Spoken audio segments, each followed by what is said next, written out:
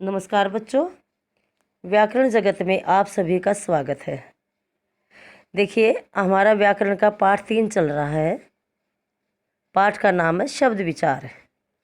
और बच्चों, कल मैंने आपको बताया था कि शब्द किसे कहते हैं, शब्द क्या होते हैं, पद क्या होते हैं, और शब्दों का वर्गीकरण भी मैंने आपको कल बताया था कि शब्दों का वर्गीकरण कितने प्रकार से करते हैं।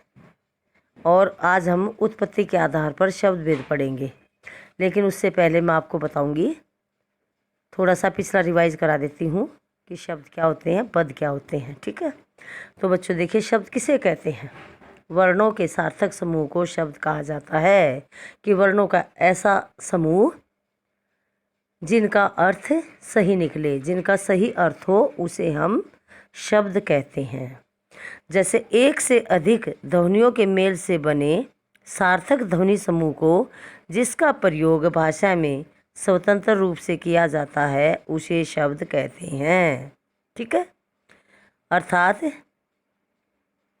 ध्वनियों के मेल से बने सार्थक ध्वनि समूह को शब्द कहते हैं और उन शब्दों का प्रयोग भाषा में स्वतंत्र रूप से किया जाता है ऐसे। ठीक है, अब देखिए, यह मेल कैसे, शब्द कैसे बनता है। शब्द ध्वनियों के मेल से बनता है और शब्द का कोई ना कोई अर्थ अवश्य होता है। जिस शब्द का अर्थ नहीं होता वह शब्द नहीं होता, वह निरर्थक होता है, वह सार्थक शब्द नहीं होता। सार्थक का मतलब है जिसका अर्थ सही हो। जिस शब्द का कोई अर्थ नहीं होता वह निरर्थक होता है, वह सार्थक नहीं होता।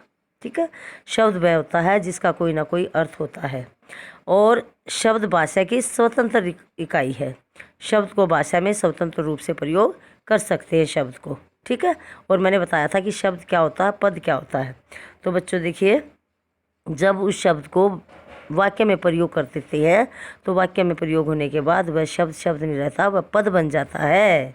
ठीक है, यानी कि व्याकरण के नियमों के अनुसार वाक्यों में प्रयुक्त शब्द ही पद कहलाते हैं। ठीक है बच्चों, और आइए अब करते हैं शब्दों का वर्गीकरण। ठीक है बच्चों, तो शब्दों का वर्गीकरण हम 4 प्रकार से कर सकते हैं।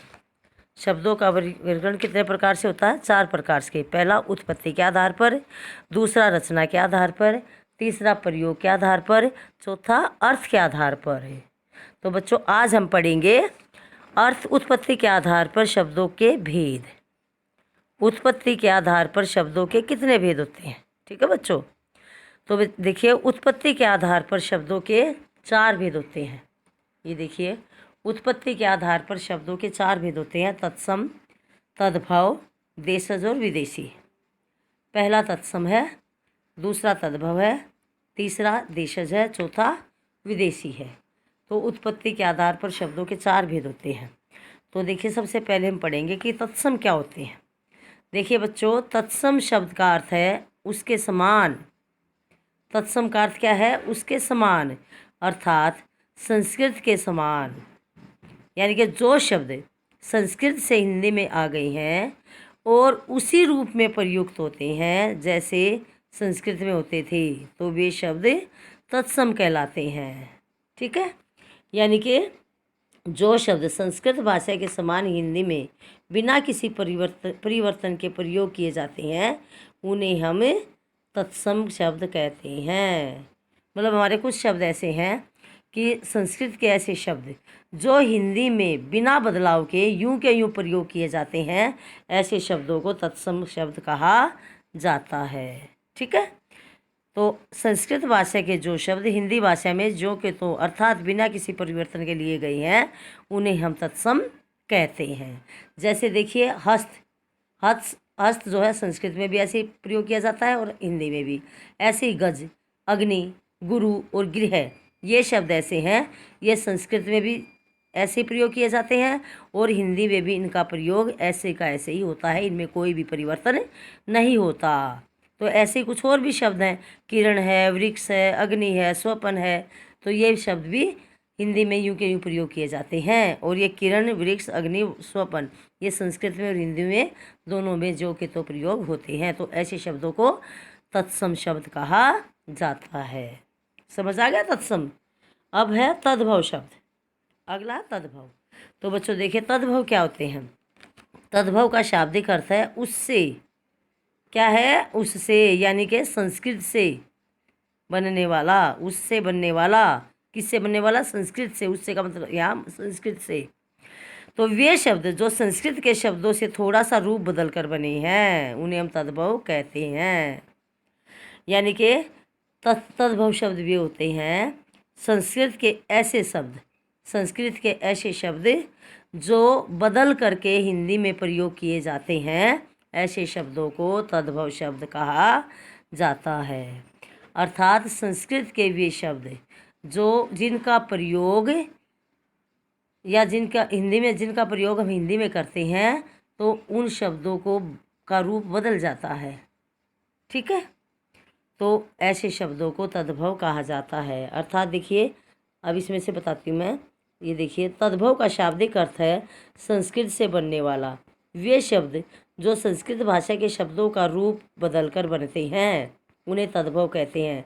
जैसे हाथ, आग, रात, आंसू, दूध और सर्प।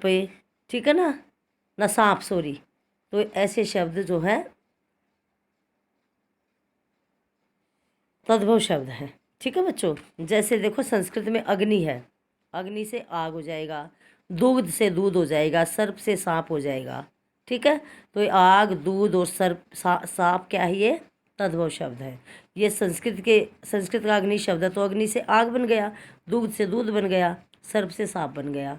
ठीक है, तो ऐसे शब्द तद्भव शब्द कहे जाते हैं जो संस्कृत के शब्दों से थोड़ा सा रूप बदलकर हिंदी में प्रयोग किए जाते हैं।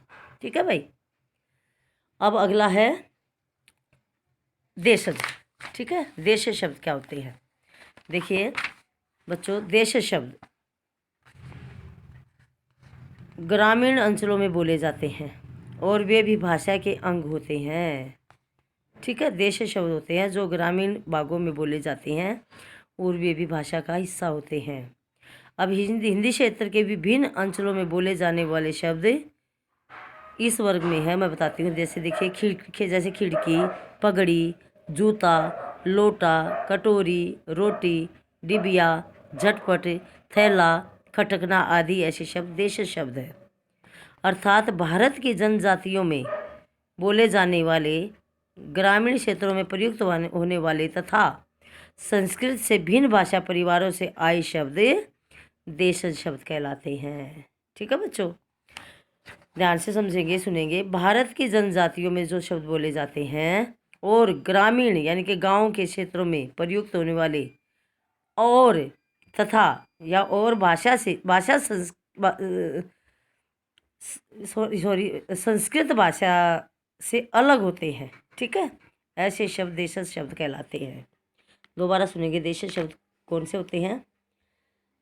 देखिए जो शब्द क्षेत्रीय प्रभाव के कारण हिंदी में आए हैं और जनता की आम बोलचाल की भाषा से विकसित हुए हैं तो वे शब्द देशज शब्द कहे जाते हैं। जैसे पगड़ी, लोटा, डिबिया, जूता, झुग्गी, ये सब क्या है? ये देशज शब्द हैं। ठीक है बच्चों, समझ गए देशज शब्द। अब नंबर 4 है विदेशी शब्द। विदेशी शब्द क्या होते हैं? तो बच्चों देखिए जो शब्द विदेशी भाषाओं के हैं, जो शब्द विदेशी भाषाओं के हैं ऐसे शब्द विदेशी शब्द कहलाते हैं। जैसे सर पर हैट पहने, अंग्रेजी जीन्स पहनी। ठीक है, इत्र की पूरी शीशी है, खुशबू जिसकी सैनी, फैशन की इस दौड़ में, कम कपड़ों की होड़ में। तो बच्चों देखो ये शब्द जैसे हैं, हैट है, जीन्स है। ठीक है, तो ये शब्द कैसे हैं? विदेशी भाषा के हैं। ठीक है, तो फैशन है, खुशबू है, इत्र है, तो ये शब्द पुर्तगाली, अंग्रेजी, अरबी, फारसी आदि भाषाओं से आए हैं, विदेशी भाषाओं से।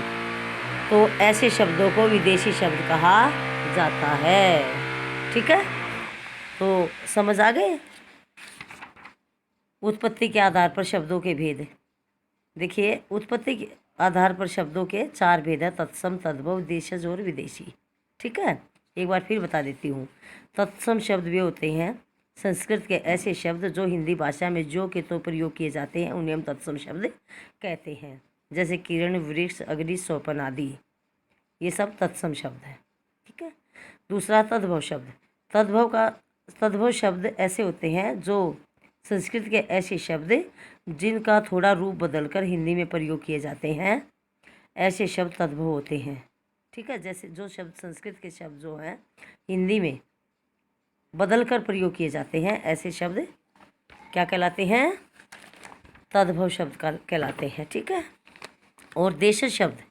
तीसरा देशज, जो शब्द क्षेत्रीय प्रभाव के कारण हिंदी में आए हैं और जनता की आम बोलचाल की भाषा से विकसित हुए हैं, ऐसे शब्द देशज शब्द कहलाते हैं। जैसे पगड़ी, लोटा, डिबिया, जूता, झुग्गी, ये सब क्या है? ये देशज शब्द है। ठीक है बच्चों। इसी प्रकार से विदेशी शब्द। चौथा हमारा विदेशी शब्द है। विदेशी जातियों के संपर्क से उनकी भाषा के बहुत से ऐसे शब्द हैं जिन्हें हिंदी में प्रयोग करते हैं, यानी कि जो शब्द हिंदी में प्रयोग किए जाते हैं। ठीक है, ऐसे शब्द विशेषी शब्द कहे जाते हैं, जैसे कॉलेज, डॉक्टर, चाय, कॉफ़ी, स्कूल आदि। ठीक है, ये अंग्रेजी के शब्द हैं, तो ये विदेशी शब्द कहे जाते हैं। ठीक है बच्चों, तो ये था हमारा आज का उत्पत्ति के आधार पर शब्दों के भेद, शब्द भेद। ठीक है, तो बच्चों आज इतना ही करेंगे। कल करेंगे हम रचना के आधार पर शब्द भेद। ठीक है, तो आज का यही कार्य है। सभी बच्चे पेज नंबर 18 को अच्छी तरह से पढ़ेंगे। कल मैं आपसे प्रश्न पूछूंगी, फिर आगे चलूँगी। ठीक है, धन्यवाद, शुभ दिन।